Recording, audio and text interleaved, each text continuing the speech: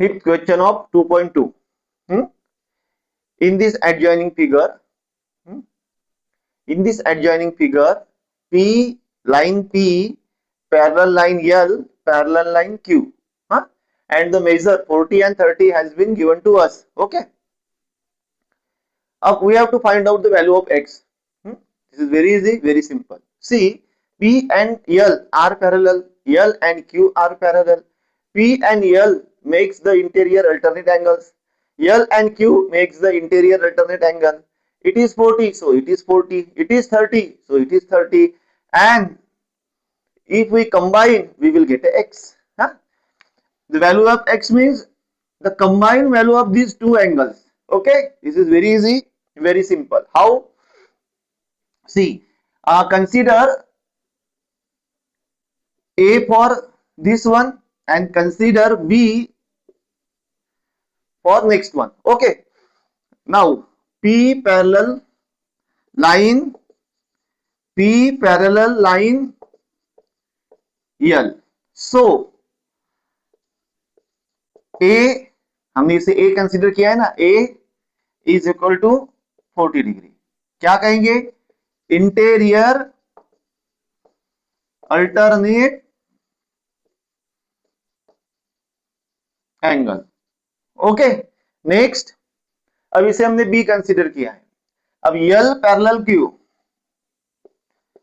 Line L parallel line Q. Okay. So क्या हो जाएगा? एंगल B, इसे हमने एंगल B कंसिडर किया है. Angle B is equal to 30 degree. Reason? Interior alternate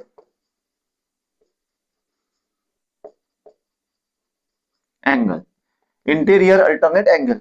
अब यह 40 या 30, अब यह क्या मिल गया? 40 से A डिसाइड किया था, यह क्या मिल गया? 30. अब measurement of x, value of x is equal to कितना? 40 plus 30 is equal to 70. Understood? This is very easy, very simple. Student, in this figure AB parallel to PQ. AB and PQ क्या है? Parallel है. और LM line LM क्या है? Transversal है. Okay. हमें value 70 दी है और AON निकालना है, हमें इसकी वैल्यू निकालना है. इसकी आई बात समझ में? AON की, क्वेश्चन मार्क, AON की वैल्यू निकालना है. अब देखो, यह 70 है ना, तो ये भी 70 होगा. रीजन? Opposite angle. मैंने आपको बताया हो, जब ऐसी पोजीशन होती है ना, तो यह एक दूसरे के अपोजिट होते हैं. आई बात समझ में? तो 70 का अपोजिट कौन है? ये ONP या PNO. यह 70 है तो यह 70 है. ओके. अब ये दोनों की सम कितनी होंगी? 180. इंटीरियर एंगल्स, इन दोनों की सम कितनी होंगी? 180. रीजन? Interior angle. तो यह कितना हो गया? AON कितना हो गया? 180 में से 70 गए 1110. देखो, लेट्स लाइन लिखना पड़ेगा. Line AB parallel line PQ. Okay. यह दोनों क्या है? पैरेलल है. ठीक है ना? तो AON और PNO, AON प्लस PNO कितना हो रहा है? 180. लेकिन उसके पहले हमें क्या करना पड़ेगा? PNO की वैल्यू निकालनी पड़ेगी. दैट इज PNO हम निकाल लेते हैं यहाँ पे. Measurement angle PNO congruent measurement angle MNQ या फिर QNM. तो फिर क्या रहेगा? Measurement angle PNO is equal to measurement angle QNM is equal to कितना? 70. यह कितना हो गया? 70 हो गया. कितना हो गया? यह 70 डिग्री. आई बात समझ में? यह कितना हो गया? 70 हो गया. अब AB और लाइन PQ क्या है? AB और PQ क्या है? पैरेलल है. तो AON और PNO measurement angle AON plus measurement angle PNO, ये रहा PNO और ये AON, कितना होगा 180। Reason interior angle, interior angle. Okay, ये क्या है इंटीरियर एंगल, इसकी सम कितनी होगी 80। अब हमें पता है क्या, PNO हमें पता है कितना है 70। Measurement angle AON plus 70 plus 180, यह 70 और यह 180, तो measurement angle AON is equal to 180 minus 70, तो कितना हो गया 110 यानी 110, ये कितना हो गया 110, कितना हो गया 110, 110 कहा गया भैया, पेन कहा गया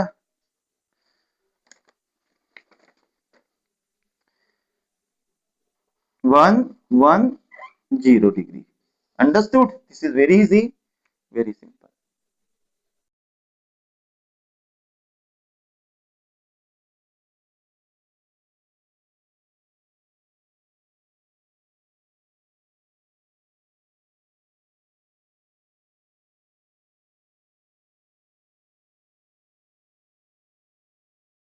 Students, in this adjoining figure, line M and N are parallel and line L is a transversal. Okay. अब मेजरमेंट एंगल B की वैल्यू हमें दी है x प्लस 15 और E की दी है 2x, E की ये यहाँ E की दी है 2x प्लस 15, तो हमें x की वैल्यू निकालनी है। हाँ, हमें x की वैल्यू निकालनी है, बहुत आसान है। देखो E और F क्या है, इन दोनों की सम 180 होती है, ये लीनियर पेयर में है। ओके, और B और F क्या है, करस्पॉन्डिंग एंगल है, तो ये दोनों क्या होंगे B और F कॉन्ग्रुएंट हो गए। फिर इसकी B की जितनी वैल्यू है उतनी वैल्यू F की है, और फिर F और E की भी दोनों की मालूम हो गई, दोनों की सम कितनी 180, हमें x की वैल्यू मिल जाएंगी। चलो करते हैं। हाँ, अब बताओ measurement angle B is equal to measurement angle F, reason corresponding angle,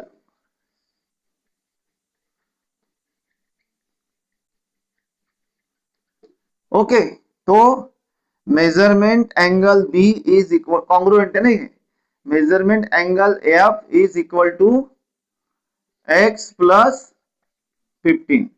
okay, अब measurement angle E plus measurement angle F, यानी E और F की sum, measurement angle E plus measurement angle F is equal to 180 linear pair. Okay, इनकी कितनी होगी, हाँ, अब एक काम करो, ये वैल्यू रखो, क्या है B की, और E की क्या है 2x plus 15, 2x plus 15 plus B की कितनी x plus 15 is equal to 180। अब बाहर निकालो, 2x plus 15 plus x plus 15 is equal to 180, 2x and x 3x और 15 प्लस 15 30 इज इक्वल टू 180। अब ये 30 प्लस में इधर क्या हो जाएंगे, ये 30 प्लस में इधर क्या हो जाएंगे माइनस में, means 3x is equal to 180 minus 30, means 3x is equal to 150। अब 3x is equal to 150 means x is equal to 150 upon 3, so x is equal to 3 5s are 15, 3 5s are 15, 3 5s are 15 means 3 5s are 15 and 0 में 50, x is equal to 50, तो value of x कितनी है 50 है, x की value कितनी है 50 है। It is very easy, very simple. देख लीजिए फिर से एक बार, E और F लीनियर पेयर में है, इसकी सम कितनी होगी 180, लेकिन F और B क्या है करस्पॉन्डिंग है, तो दोनों कैसे है कॉन्ग्रुएंट है, तो जो वैल्यू B की है वही F की है, तो बी और एफ इक्वल है, करस्पॉन्डिंग वैल्यू है, तो बी और एफ कितना हो गया x प्लस 15, हमें क्या मिल गया, एफ मिल गया, ई तो दिया ही हुआ है, हाँ 2x प्लस 15 हम दोनों को पुट कर दिया, दोनों की वैल्यू लीनियर पेयर में पुट कर दी, लीनियर पेयर में हमने दोनों की वैल्यू क्या कर दी, पुट कर दी, है? अब दोनों को सॉल्व कर दिया, 2x प्लस x 3x और 15 प्लस 15 30, अब ये 30 प्लस में थे, इधर माइनस में हो गए, तो 3x इज इक्वल टू 150, अभी यहाँ मल्टीप्लीकेशन में है 3, इधर डिवीजन में हो गए, 3 5 50 एंड 0 मींस 3 5 15 प्लस 0 50, x की वैल्यू कितनी हो गई 50, it is 3, okay. Draw a line L, take a point outside the line, through point A drew a line parallel to line L, okay. अब देखो एक लाइन निकालना है, आपको स्केल लेनी पड़ेगी, ओके ना, टेक अ स्केल, ओके, एक लाइन निकालो, ये निकाल लिया आपने, अंडरस्टूड। अब इस पॉइंट, इस लाइन को नाम क्या देना है, लेयल, ये लाइन यल है। अब take a point outside the line, a point लो, ले लिया, इसका नाम क्या है, ए है, इसका नाम क्या है, जो पॉइंट लिया है हमने वो ए है। अब इस ए से इसे पैरेलल लाइन निकालना है, अब इसका कोई डिस्टेंस नहीं बोला है, आउटसाइड लो बोला है, हमने आउटसाइड ले लिया अप्रोक्सीमेटली इसके ऊपर में, हाँ। अब आपको ये पता है ना, अब इसका इस्तेमाल करेंगे, बहुत आसान है, ये ट्रायंगल का इस्तेमाल करेंगे, ओके। ये रख मिला लिया बराबर लाइन टू लाइन, ये पॉइंट से भी मिला लिया, अब ये इस पे रख दिया, ओके।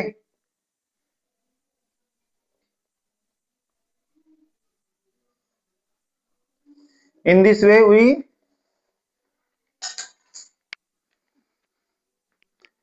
drew a line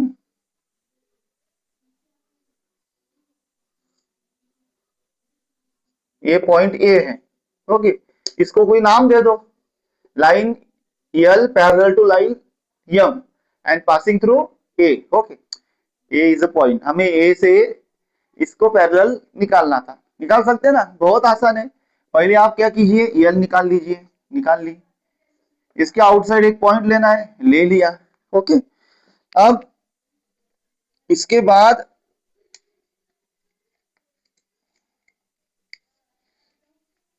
हमने क्या किया,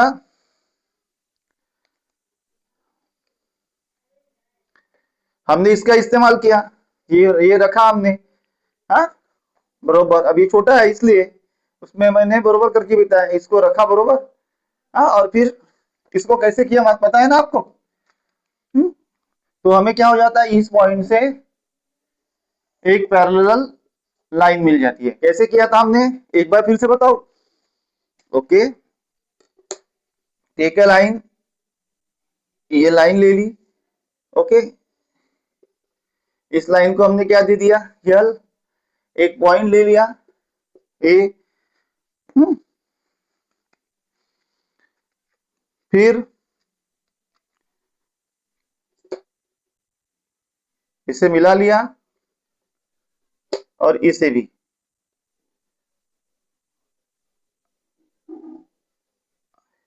in this way we draw a line parallel to line L, understood, this is very easy, very simple। ये दोनों क्या होगी, इसे नाम दे दीजिए, in this way you can draw a line parallel to given line or supposed line। देखो अब इसमें क्या कहा है, draw a line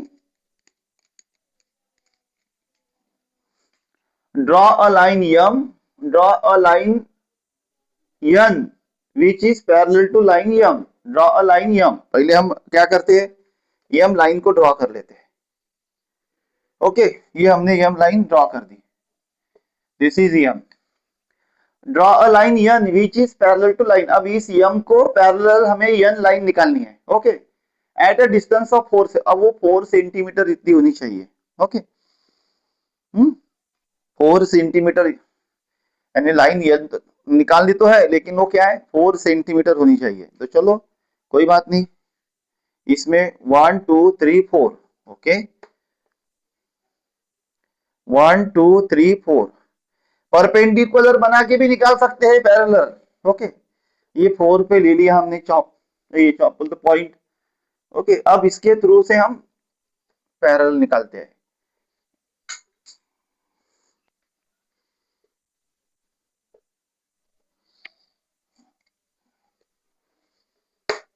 ये थोड़ा सा कॉपी में ठीक होता है, हाँ देखो इस तरह से ये देखो मिला है लाइन, अब ये ओके इन दिस वे